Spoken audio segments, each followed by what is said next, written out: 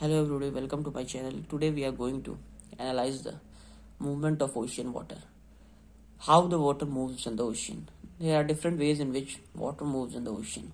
In the form of ocean currents, sea waves, upsurges, swash, backwash, tide, etc. Today we are going to analyze what are ocean currents, how they are formed, how they are formed in different oceans like Indian Ocean, Atlantic Ocean, and the Pacific Ocean, and what are their impacts on the climate of different regions. So, what are oceanic currents? Now, the oceanic currents refers to the horizontal movement of water, the movement of water in a straight line with the water having definite direction and velocity. The direction of water is fixed, and if the direction of water is not fixed and the velocity of it also not fixed, then it is called drift. Drift moves in such a way in ocean, but oceanic current moves in a straight line in a definite direction with a definite velocity.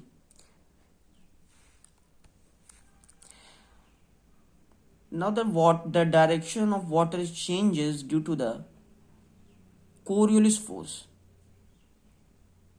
Even though the Coriolis force affects only the direction of winds, it also affects the directions of the water. And Coriolis force, as we know, the Coriolis force is highest at polar region and lowest near the equator, and about minimum in the doldrum region between 0 to 5 degree north south latitudes. Therefore, drifts which does not have definite direction and velocity are formed mostly in polar region, not in the equatorial region or any other part of the world.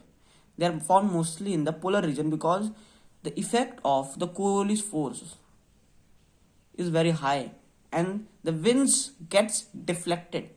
Examples of the drifts are cold drifts. Cold drifts are the mostly cold drifts as examples because it is formed near polar region, so most drifts are, or all the drifts are cold. So here's the definition of the ocean currents.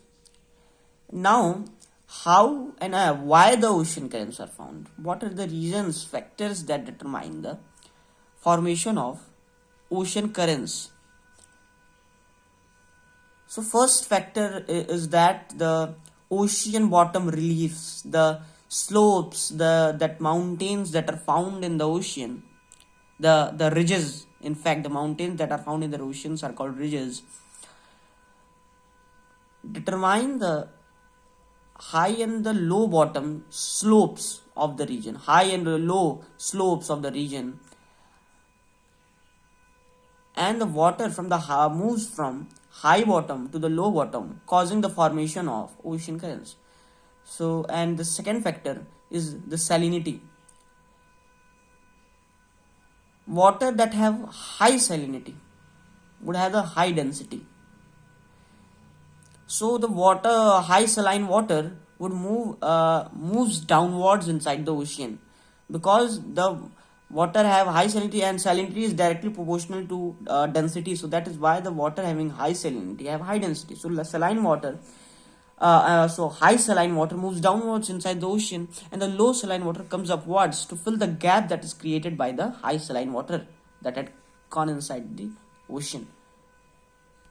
Thirdly, the wind effect also leads to the formation of ocean currents. As we have seen that this is Earth, this is equator, and along the equatorial line, trade winds, northeasterly trade winds, this is southwesterly trade winds moves.